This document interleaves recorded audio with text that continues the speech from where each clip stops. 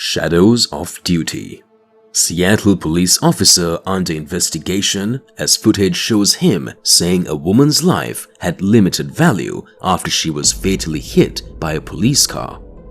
As the clock struck past 6 on the chilly evening of January 23rd, Officer Daniel Auderer was dispatched to a crash scene where another officer, Kevin Dave, hit and killed 23-year-old Indian national Jaahnavi Kandula in a crosswalk while responding to a call. She was an exchange student studying at Northeastern University. The police department says Dave was heading to a high-priority call, driving 74 miles per hour in a 25 zone at that time. Then, Daniel Auderer, a drug recognition expert, was sent to see if the officer who struck Kandula was impaired. Racing through the streets, Auderer's mind was filled with the urgency of the situation. He did not suspect any impairment on Dave's part and said that the officer whose vehicle struck Kandula had been going 50 and that's not out of control. The following day, Auderer's body-worn camera bore witness to a conversation that would echo through the corridors of the police department. Only his side of the dialogue was captured, a haunting testament to the weight of the moment. In the footage, Officer Auderer's voice cuts through the air. "I think she was hit," he begins, his voice strained with the gravity of the situation.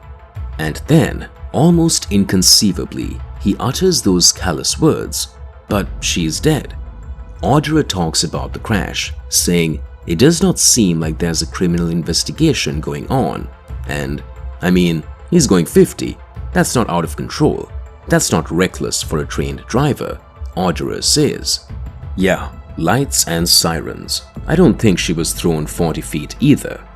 As the conversation unfolds, snippets of dialogue reveal a disturbing lack of empathy. "No, it's a regular person," Auderer remarks, his tone casual, as if discussing a mundane occurrence. And then, with a callousness that chills the soul, he suggests, "Yeah, just write a check."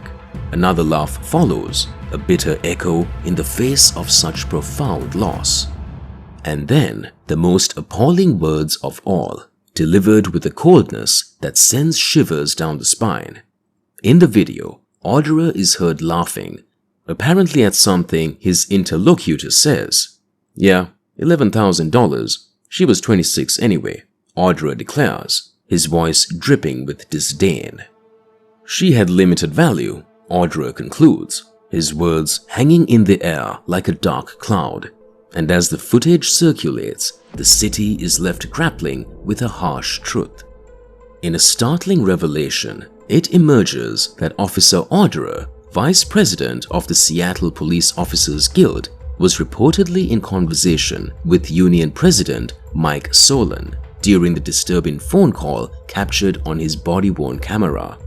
The news, shared by the co-chairs of the Seattle Community Police Commission, casts a troubling light on the exchange that unfolded in the aftermath of the tragic incident. Describing the comments as heartbreaking and shockingly insensitive, the co-chairs highlight the profound impact of Auderer's words on the community at large. To think that such callousness could emanate from figures entrusted with upholding justice and serving the public is deeply troubling, to say the least. As the revelation reverberates through the city, questions abound. How could individuals in positions of authority display such a flagrant disregard for human life? What does it say about the culture within law enforcement organizations when such sentiments are expressed by their leaders? For the citizens of Seattle, the disclosure serves as a stark reminder of the importance of accountability and oversight in ensuring that those tasked with protecting and serving the community do so with integrity and compassion. And as the investigation into the incident unfolds, the city finds itself at a crossroads, grappling with the need for systemic change to prevent such tragedies from occurring in the future.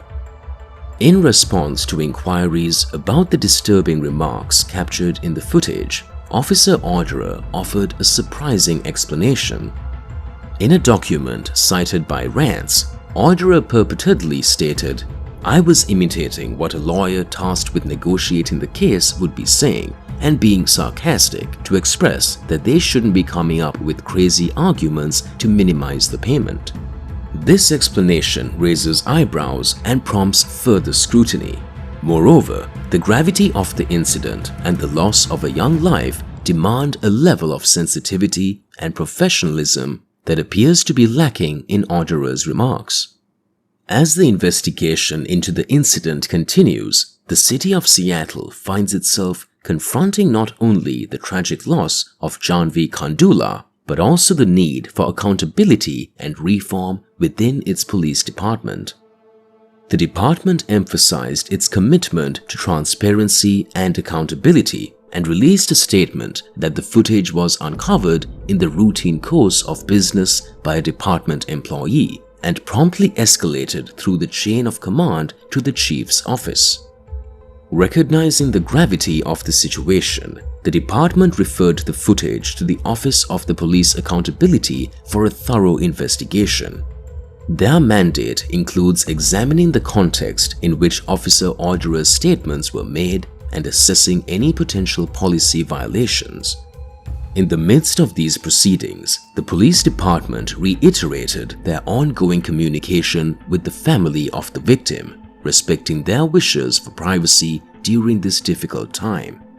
They extended their deepest sympathy for the tragic collision, reaffirming their commitment to supporting the family and addressing the circumstances surrounding the incident. This statement underscores the department's acknowledgement of the seriousness of the matter and their dedication to ensuring accountability and justice prevail. As the investigation unfolds, the community awaits the findings with the hope that lessons will be learned, reforms enacted, and trust restored in the integrity of law enforcement. Ashok Mandula, the uncle of Jaahnavi Kandula, residing in Texas, expressed profound grief and disbelief over the callous remarks made by the involved officers. In an interview with the Seattle Times, he conveyed a sentiment that resonates deeply with many. "I wonder if these men's daughters or granddaughters have value. A life is a life." In a parallel development, the King County Prosecuting Attorney's Office has confirmed to CNN that it is conducting a criminal review of the fatal crash. This review suggests a separate investigation into the circumstances surrounding the incident, focusing on potential criminal liabilities. However, it's noteworthy that the responsibility for investigating Officer Auderer's body camera footage lies with the Office of Police Accountability, as confirmed by the Prosecuting Attorney's Office.